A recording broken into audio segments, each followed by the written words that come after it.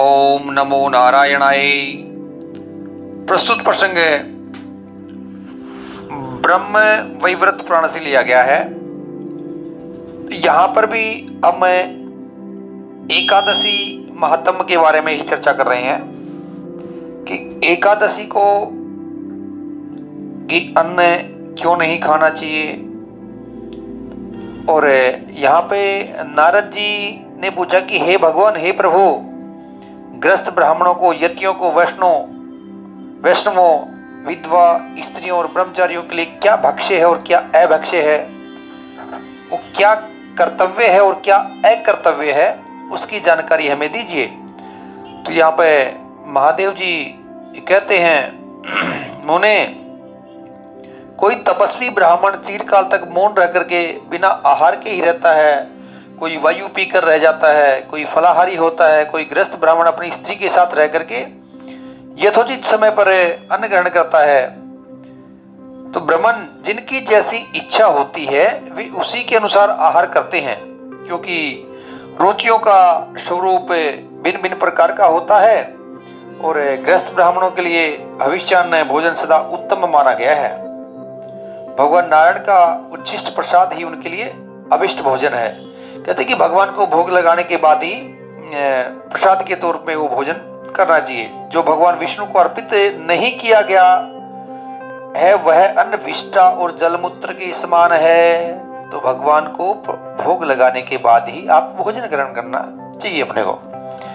आगे कहते कि एकादशी के दिन सब प्रकार का अन्न जल मलमूत्र के तुल्य कहा गया है। देखिए, एकादशी के दिन, एकादशी के व्रत की महिमा पे तो हम चर्चा कर रहे हैं। एकादशी क्यों करें? एकादशी के दिन तो अन्न का त्याग करना चाहिए। जिसने एकादशी कर ली उसके बाद उद्यापन कर लिया, वो फिर उस अलग केस हो जाता है वहां पे। आगे कहते जो ब्राह्मण एकादशी के दिन स्वेच्छा से अन्न खाता है वह पाप खाता है, इसमें संशय नहीं है। हे नारद, एकादशी का दिन प्राप्त होने पर गृहस्थ ब्राह्मणों को कदापि अन्न नहीं खाना चाहिए, नहीं खाना चाहिए, नहीं खाना चाहिए एकादशी के दिन। अभी यहाँ पे ब्राह्मणों को मतलब ये ब्राह्मण है, कोई जाति से नहीं लेना इसको अपने को। ऊपर जो जैसे कि पहले चर्चा हो चुकी है, ब्राह्मणों को, वैष्णवों को, ब्रह्मचारियों को, ये सब। आगे कहते हैं कि जो जन्माष्टमी के दिन, रामनवमी के दिन और शिवरात्रि के दिन जो अन्न खाता है वह भी दूने पातक का भागी होता है। ये भी बातें बहुत से पुराणों में आती हैं कि एकादशी, जन्माष्टमी, रामनवमी और शिवरात्रि इस दिन जो भोजन करता है तो लक्ष्मी उसके घर से चली जाती हैं। ये लक्ष्मी की कथा में भी आता है ये चीजें। आगे कहते हैं कि जो सर्वथा उपवास करने में समर्थ न हो वह फल, मूल और जल ग्रहण करे, अन्यथा उपवास के कारण शरीर नष्ट हो जाने पर मनुष्य आत्महत्या के पाप का भागी होता है। मतलब जो अगर उपवास नहीं कर सकते हैं, आपने या तो उपवास कर लिया है या कोई रोगी है, वृद्ध हो गए हैं, फिर कितने साल से कितने साल तक की उम्र के व्यक्ति के लिए एकादशी का व्रत करना है, वो भी आगे हम प्रमाण के साथ इसमें पेश करेंगे, इसमें आपको बताएंगे।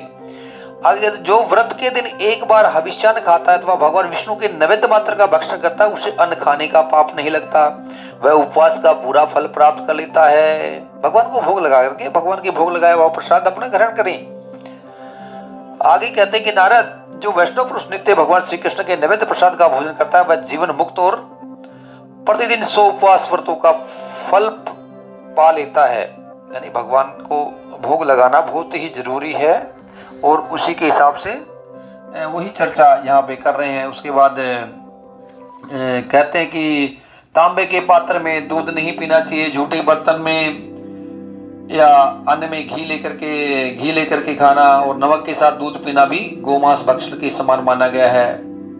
फिर कांसे के बर्तन में रखा हुआ और बाएं हाथ से जल जो पीता है वो शराबी माना गया है। आगे कहते हैं कि भगवान श्री हरि को निवेदित न किया हुआ अन्न, खाने से बचा हुआ झूठा भोजन और पीने से शेष रहा झूठा जल, ये सब सर्वदा निषिद्ध हैं। आगे महीनों के बारे में बता रहे हैं कि कौन से महीने में क्या चीज खानी चाहिए और क्या चीज का त्याग करना चाहिए, ये थोड़ा सा मैं जल्दी से आपको बताता हूँ। आप इसको फोटोग्राफी की देख सकते हैं कि कार्तिक के महीने में बैंगन नहीं खाने चाहिए। माघ में मूली, ये माघ में मूली का जो यहाँ पे जो ब्रह्मवृत्त पुराण में लिखा है, तो दूसरे पुराण में भी कहीं चर्चा आती है इसकी कि माघ महीने में मूली नहीं खानी चाहिए। और चौमासे में कलम्बी का साग नहीं खाना चाहिए। उसके बाद मसूर, ये भी त्याज्य हैं। उसके बाद प्रतिपदा मतलब एकम को कोहड़ा नहीं खाना चाहिए। द्वितीया को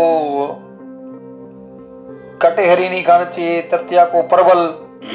चतुर्थी को भोजन के उपयोग में लाई हुई मूली धन का नाश करने वाली होती है। पंचमी को बेल पत्र या विल जो आजकल बोलते हैं कि ठीक है, अपनी भगवान शिव जी का बेल पत्र चढ़ा हुआ है, उसको आप खाओ, लेकिन ध्यान रखिए पंचमी के दिन नहीं खाना उसको। पंचमी को बेल खाना कलंक लगने के कारण होता है।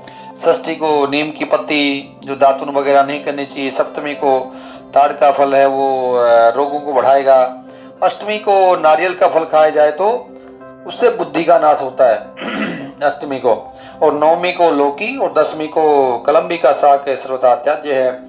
एकादशी को सिम्बी, द्वादशी को पोई, त्रयोदशी को बैंगन खाने से पुत्र का नाश होता है और मांस सबके लिए सदा वर्जित है। आगे बोलते कि पार्वण, श्राद्ध और व्रत के दिन प्रातःकालिक स्नान के समय सरसों का तेल और पकाया हुआ तेल उपयोग में लाया जाए तो वो उत्तम है। अमावस्या, पूर्णिमा, संक्रांति, चतुर्दशी, अष्टमी तिथियों में रविवार को और श्राद्ध और व्रत के दिन स्त्री सहवास तथा तिल के तेल का सेवन निषिद्ध है। अमावस्या, पूर्णिमा बड़ी महत्वपूर्ण तिथियां हैं। संक्रांति जो सूर्य संक्रांति जिसको बोलते हैं, 12 महीने में 12 संक्रांतियां होती हैं। चतुर्दशी और अष्टमी तिथि को तो भगवान शिव की पूजा सब जगह बताई है, हर एक ग्रंथ में बताई है। बल्कि रविवार को सूर्य की पूजा बताई है। श्राद्ध और व्रत के दिन ये सब स्त्री ब्रह्मचारी का पालन करना चाहिए। और दिन में भी स्त्री के साथ स्त्री का भी सेवन वर्जित है। ये भी बहुत से ग्रंथों में आता है, बहुत बार आता है कि दिन में तो उसमें लक्ष्मी जी रूठ जाती हैं। रात में दही का खाना, दिन में दोनों संध्याओं के समय सोना, दिन में और दोनों संध्याओं के समय सोना, ये भी बहुत जगह आता है, लक्ष्मी जी रूठ जाती है इससे। तो आगे बोलता है कि अमावस्या तिथि कृत्तिका नक्षत्र के टाइम पे हजामत नहीं करवाना चाहिए। और स्त्री के साथ जो ब्रह्मचारी का पालन करके ही पितरों का तर्पण करना चाहिए। और जिस दिन अपना श्राद्ध होता है, पितरों का तर्पण करते हैं, उस दिन भी ब्रह्मचारी का पालन करना चाहिए। नहीं तो ये भी मतलब स्कंद पुराण में इसकी चर्चा आती है। तो ये बहुत सी चीजें हैं। तो यहाँ पे भगवान महादेव जी ये नारद को ये कथा, ये सब बातें बता रहे हैं कि क्या भक्ष्य है, क्या अभक्ष्य है, क्या कर्तव्य है और क्या अकर्तव्य है, उनका वर्णन है। तो ये सब अगर आपको जानकारी अच्छी लगे, अगर पालन करने योग्य लगी, आप इसका पालन कीजिए। अगर अच्छी लगी तो आप इन चीज़ों को थोड़ा सा आप परिवार में बच्चों को भी थोड़ा सा बताएं कभी कभी, तो बच्चे भी थोड़ा सा इनको अमल में लेंगे आगे चल करके, तो ये सब बातें ध्यान में रखेंगे। ओम नमो नारायणाय। अगर आपको अच्छा लगे तो आप हमारा ये शायद एकादशी के ऊपर तीसरा वीडियो होगा, एकादशी भी। और एकादशी क्यों करनी जरूरी है, पहले तो उसी पे चर्चा कर रहा हूँ मैं, एकादशी महात्म्य पे ही। एकादशी तो देखो, एकादशी जब तक नहीं करेंगे, एकादशी का व्रत नहीं करेंगे, तब तक पाप शरीर में ठहरे रहेंगे। एकादशी को जितना हो सके तो एकादशी को अन्न का त्याग कीजिए, चावल का त्याग कीजिए। क्योंकि जी आगे चर्चा करेंगे इसमें, इसी पुराण के अंतर्गत हम आगे चर्चा करेंगे। ओम नमो नारायणाय।